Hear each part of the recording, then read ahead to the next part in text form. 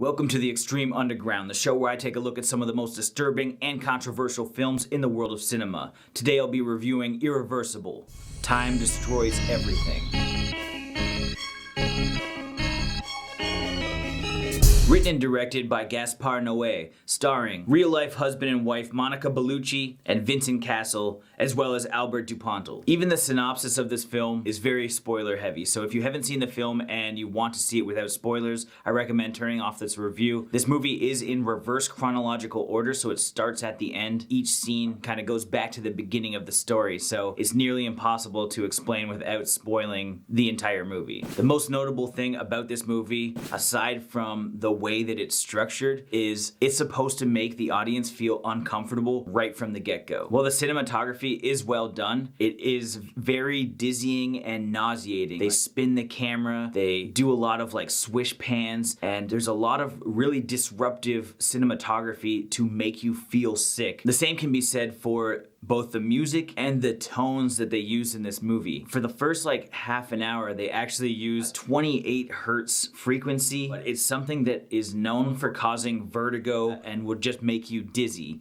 basically just by hearing this sound. So that's the intent. So you couple that with the cinematography and they're purposely trying to make you feel sick. And rightfully so. The movie is a rape revenge story in which Alex is raped and Marcus, her boyfriend, and Pierre, her ex-lover, seek out the rapist to exact revenge. The main reason that people know about this movie is specifically because of the very realistic and lengthy rape scene. This is a 9 to 10 minute rape scene that is a long take. The camera does not stop rolling. All lines and everything is improvised, and it's extremely real as well as graphic, but not in the sense of showing penetration, but just how real it is. And this scene is basically the reason this movie is on everybody's top disturbing list, because it is extremely intense and very brutal. Touching on some of the cinematography again, when it comes to long takes, there are also a number of long takes in this film that run from anywhere from 3 to 10 minutes, and they're incredible. Doing a little research, Gaspar did not write a script. He had like a 3-page draft of how he wanted the story to go, and all conversations in the entire movie are improvised. So that's actually really incredible for all of the actors involved,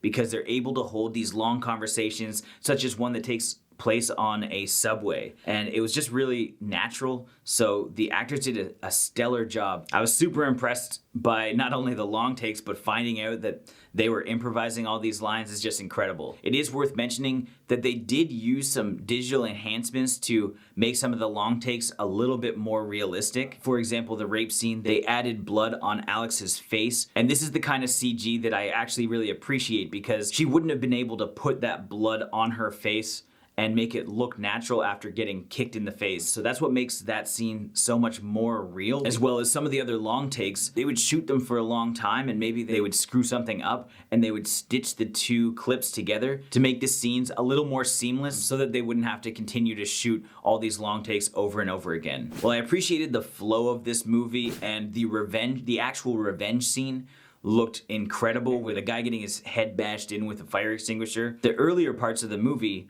are extremely intense, and then it kind of gets very normal, because you're going from like a regular situation to the rape to the revenge, but backwards. So you're seeing all the really intense stuff right off the bat. So I like the way that they took it kind of like Memento style, but there aren't any like twists or reveals as it gets past like the hump or climax of the rape scene. Like after that, you already knew everything about this couple, and I think this could have been a much better movie had there been something else. Well, it does explain that Alex was newly pregnant. It doesn't really have that same impact after you've seen all of this like vicious stuff at the beginning. So I wasn't the biggest fan of the pacing. The final thing that I'd like to note is that some people might see this movie as extremely homophobic, because a lot of it does take place in like a gay sex club. There's a lot of slurs being thrown around. There's a lot of gay people getting beaten. I didn't see it as like Gaspar being a homophobe or anything, but I have seen that come up, and I did want to note that Gaspar knew that that might be an issue, so he actually filmed himself in the gay club as someone masturbating. At the end of the day, this was a really quality film. It looked great. It sounded and felt really unsettling, and that's the entire purpose of it. I appreciate appreciated the concept and I liked the reverse chronological order that it went in, but I did also have some issues with the pacing towards the end of the film because there wasn't anything left for us to discover. The acting was great, the long takes are amazing, and it most certainly has probably the longest, most realistic depiction of rape in any film that I've ever seen. So I'm gonna give this 4 silk dresses out of 5. As always, thank you for watching. Like this video and comment below with your thoughts on the film if you've seen it. If you haven't and you do want to check it out, there are links in the description where you can find it. If this is your first time here, make sure you subscribe to the channel to stay updated with everything Bloodbath and beyond.